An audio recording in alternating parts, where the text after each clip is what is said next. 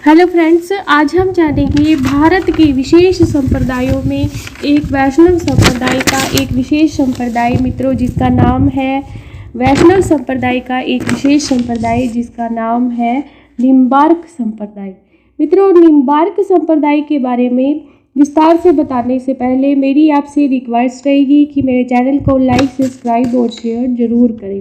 तो मित्रों, जानते हैं निम्बार्क संप्रदाय के बारे में। मित्रों, निम्बार्क संप्रदाय की जो स्थापना है वो की गई निम्बार्काचार्य द्वारा। किसके द्वारा की गई? निम्बार्काचार्य।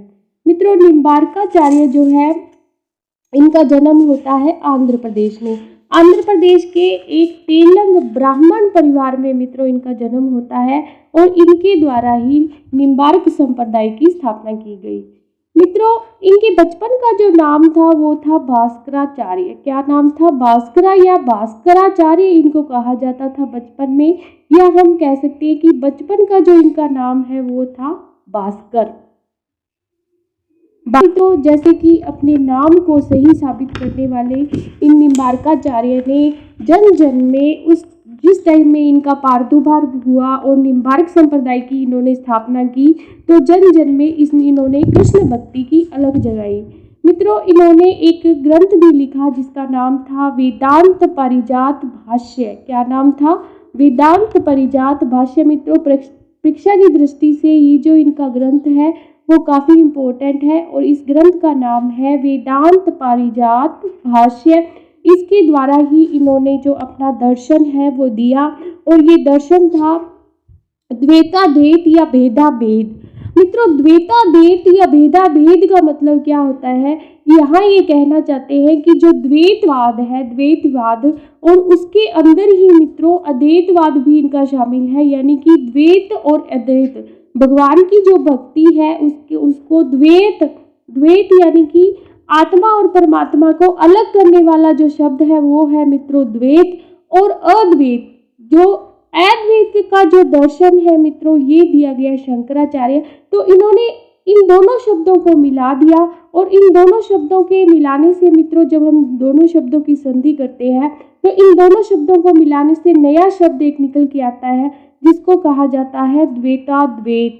यानी कि भगवान की जो भक्ति है, भगवान की भक्ति हमें द्वैत और अद्वैत दोनों रूप में करनी चाहिए, क्योंकि भगवान अपनी अर्धांगिनी, अपनी जो संगिनी है उनके बिना अधूरे हैं और इन दोनों की जो भक्ति है वो साथ में करने से ही हमें भगवान की प्राप्ति हो सकती है।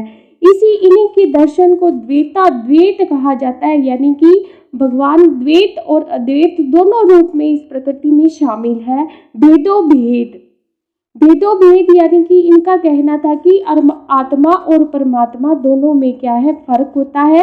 आत्मा को यानी कि जो प्रत्येक प्रकृति के प्रत्येक प्राणी में जो आत्मा है परमात्मा का अंश है और उसको परमात्मा को प्राप्त करने के लिए प्रत्येक आत्मा को प्रयास करना पड़ता है इस जगत में। इसलिए दोनों क्या है? अलग अलग तत्व हैं और इसी बात को जो है भेद दर्शन के नाम से इन्होंने वैष्णव भक्ति का अपना एक आधार बनाया। मित्रों, निम्बार्क संप्रदाय को और भी कई नामों से जाना जाता है। तो और जो इसके नाम है उसमें सनकादिक, इसको सनकादिक संप्रदाय भी कहा जाता है। सनकादिक संप्रदाय। इसके साथ साथ मित्रों इस संप्रदाय को हंस संप्रदाय के नाम से भी जाना जाता है। हंस संप्रदाय भी इस संप्रदाय को कहा जाता है। और बात करें तो मित्रों नारद संप्रदाय भी इसी संप्रदाय का एक नाम है, नारद संप्रदाय। मित्रों, नीमावत साध्य संप्रदाय के नाम से भी इस संप्रदाय को जाना जाता है, लेकिन नीमावत साध्य संप्रदाय जो है इस संप्रदाय को मारवाड़ में कहा जाता है। राजस्थान का जो मारवाड़ क्षेत्र है वहाँ पर इस संप्रदाय को नीमावत साध्य संप्रदाय के नाम से जाना जाता है। मित्रों, प्रमुख रूप से अगर हम बात करें तो निम्बार्क संप्रदाय की जो भारत में जो प्रमुख पीठ है वो वृंदावन मथुरा उत्तर प्रदेश में स्थित है। भारत का जो एक स्टेट जिसका नाम है मित्रों यूपी या उत्तर प्रदेश, इसकी वृंदावन और मथुरा जो इलाका है यहाँ पर इस निम्बार्क संप्रदाय की प्रमुख पीठ है। लेकिन अगर हम राजस्थान की बात करें तो राज्य में निम्बार्क संप्रदाय की जो प्रमुख पीठ है, हमारे राजस्थान में निम्बार्क संप्रदाय की जो प्रमुख पीठ है वो अजमेर के इस्लामाबाद में स्थित है। और मित्रों ये इस्लामाबाद जो है रूपनगढ़ नदी पर स्थित है, रूपनगढ़ नदी के किनारे स्थित है और यहाँ पर ही निम्बार्क संप्रदाय की प्रमुख पीठ जो है स्थित है अजमेर के इस्लामाबाद में। मित्रों ये अजमेर की जो इस्लामाबाद की पीठ है निम्बार्क संप्रदाय की, इसकी जो स्थापना है वो किसके द्वारा की गई, तो 17वीं शताब्दी में परशुराम देवाचार्य द्वारा इस पीठ की स्थापना की गई। परशुराम देवाचार्य द्वारा इस अजमेर की जो इस्लामाबाद पीठ है इसकी स्थापना की गई, जो 36वें निम्बार्काचार्य आचार्य थे। राज्य में मित्रों निम्बार्क संप्रदाय की अन्य पीठों की बात करें तो उदयपुर जिले में भी निम्बार्क संप्रदाय की एक पीठ है। मित्रों इस संप्रदाय में भगवान की भक्ति कैसे की जाती है, तो निम्बार्क संप्रदाय में मित्रों राधा और कृष्ण की युगल रूप में पूजा की जाती है और राधा को कृष्ण की पत्नी मानकर इनकी पूजा की जाती है। तो आचार्य परशुराम जिन्होंने इस्लामाबाद में निम्बार्क संप्रदाय की स्थापना की, आचार्य परशुराम जो थे मित्रों ये राजस्थान के सीकर जिले से इनका जन्म हुआ था 16वीं शताब्दी में। और ये परशुराम जो है वो 36वें निम्बार्काचार्य थे। क्या थे? 36वें निम्बार्काचार्य थे। अगर परशुराम के बारे में और अधिक जाने तो इनका जन्म 16वीं शताब्दी में ठीकरिया गाँव में हुआ था। और ये जो ठीकरिया गाँव है मित्रों ये कहाँ का है? ये ठीकरिया गांव राजस्थान के सीकर जिले में पड़ता है। मित्रों इन्होंने जो शिक्षा प्राप्त की निम्बार्क संप्रदाय के ही एक संत थे जिनका नाम था हरिव्यास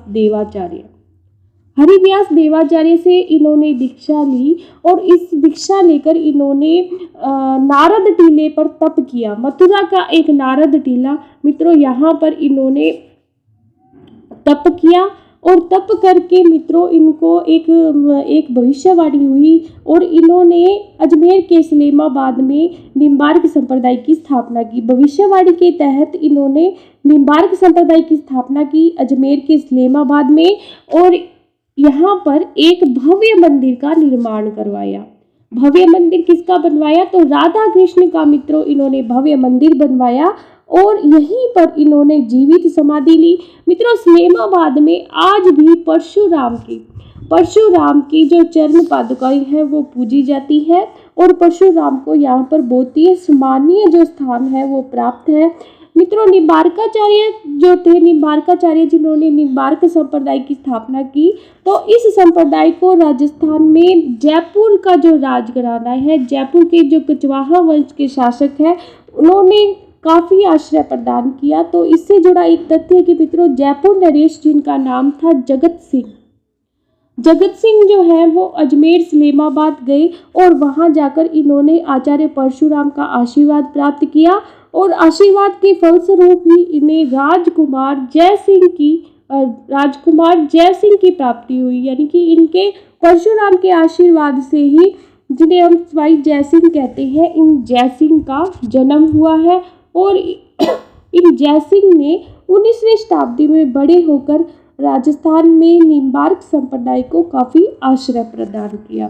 तो धन्यवाद मित्रों, परशुराम जी के बारे में जो जानकारी थी मैंने आपको दी। Please like, subscribe and share this video.